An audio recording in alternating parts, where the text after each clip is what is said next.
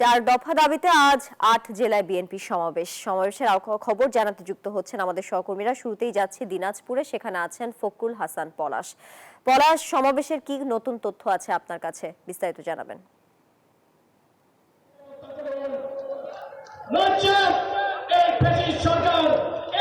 আপনি জানেন যে দিনাজপুরে কিন্তু আজকে সেই সমাবেশ অনুষ্ঠিত হচ্ছে, বিএনপির বড় সমাবেশ, এবং এই সমাবেশে অ্যাডভোকেট মাসুদ আহমেদ তালুকদার, সদস্য বিএনপির চেয়ারপারসন উপদেষ্টা কাউন্সিলের, তিনি কিন্তু এই মুহূর্তে মঞ্চে এসে গেছেন এবং তিনি কিন্তু আসলে দিনাজপুরের যে ইনস্টিটিউট মাঠে তিনি এখানে বক্তব্য রাখবেন। এবং আপনি জানেন যে নিত্য প্রয়োজনীয় দ্রব্যমূল্যের ঊর্ধ্বগতি, আইন শৃঙ্খলা পরিস্থিতি অবনতি, দ্রুত নির্বাচনের রোডম্যাপ ঘোষণা এবং পতিত ফ্যাসিস্টদের ষড়যন্ত্রের মোকাবেলা সহ বিভিন্ন দাবিতে কিন্তু আজকে এই সমাবেশের আয়োজন করেছে বিএনপি দিনাজপুরের ঐতিহ্যবাহী এই ইনস্টিটিউট মাঠে। এবং আপনাকে যদি একটু ক্যামেরা চোখ দিয়ে দেখানো করি, দেখাতে চাই যে দিনাজপুরের আসলে এই ইনস্টিটিউট মাঠে কোনায় কোনায় পরিপূর্ণ আসলে বিভিন্ন নেতাকর্মীরা কিন্তু এখানে এসেছেন এবং তারা কিন্তু বলছেন যে আসলে তাদের যে দাবি আছে এবং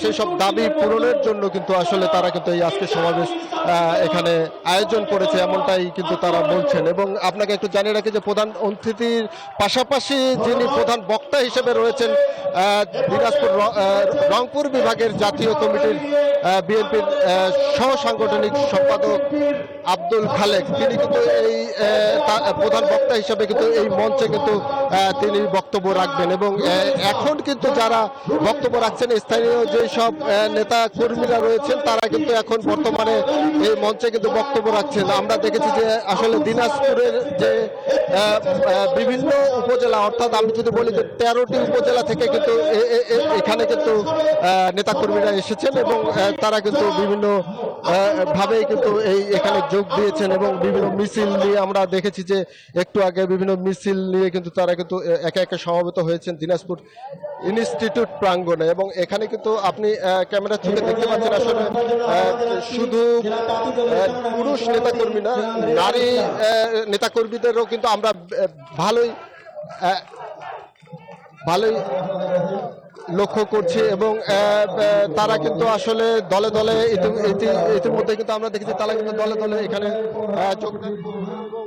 তাদের আসলে দাবি, যদি আমি একটু আগে মঞ্চে যারা নেতাকর্মীরা রয়েছিলেন তারা কিন্তু একটাই দাবি বিশেষ করে জোরালো বলছেন যে আসলে দেশের আইন পরিস্থিতি অনেকটাই অবনতি, এই অবনতি থেকে বাঁচাতে দ্রুত নির্বাচন দিতে হবে। অন্তর্বর্তীকালীন যে সরকার আছে তার কাছে দ্রুত নির্বাচনের দাবিতে কিন্তু আসলে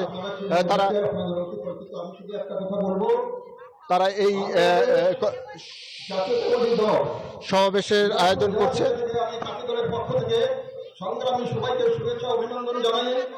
আমি আজকে বলে যে প্রশাসন, এই প্রশাসনকে আওয়ামী লীগের কথা আপনাকে আরেকটু জানিয়ে রাখি যে দিনাজপুরের যে এই সমাবেশ রয়েছে, বিএনপির জেলার বিএনপির আয়োজনে যে সমাবেশ রয়েছে, এই সমাবেশে কিন্তু আমরা দেখেছি যে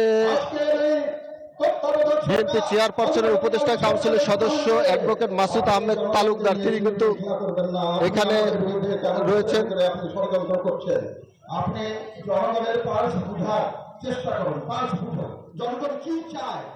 আজকে আপনি একটা সুষ্ঠু নির্বাচন দেন এবং মনিটরেশন করেন। আপনার নিয়োগ যদি ঠিক, আপনার মনের ভিতর যদি কোনো কলঙ্কিত না থাকে, কোনো নেতাকর্মীদের ভাষণ, সেই ভাষণ সেখানে জানেন ঢাকার উদ্দেশ্যে আল্লাহ নিহত হয়েছিল। ধন্যবাদ পলাশ। দিনাজপুরকে আমরা এই মুহূর্তে সরকারি কলেজ মাঠে রয়েছি। এখানে গত 12 ফেব্রুয়ারি থেকে 25 ফেব্রুয়ারি পর্যন্ত বিএনপির কেন্দ্রীয় যে কর্মসূচির অন্তর্ভুক্ত ছিল, সেই অন্তর্ভুক্তের অংশ হিসেবে বের করে আজকে বিএনপির এই সমাবেশ অনুষ্ঠিত হচ্ছে। এই সমাবেশকে কেন্দ্র করে বিগত 3 দিন ধরে কিন্তু বিএনপির সর্বস্তরের নেতাকর্মীদের মধ্যে একটা সাজ রব ছিল।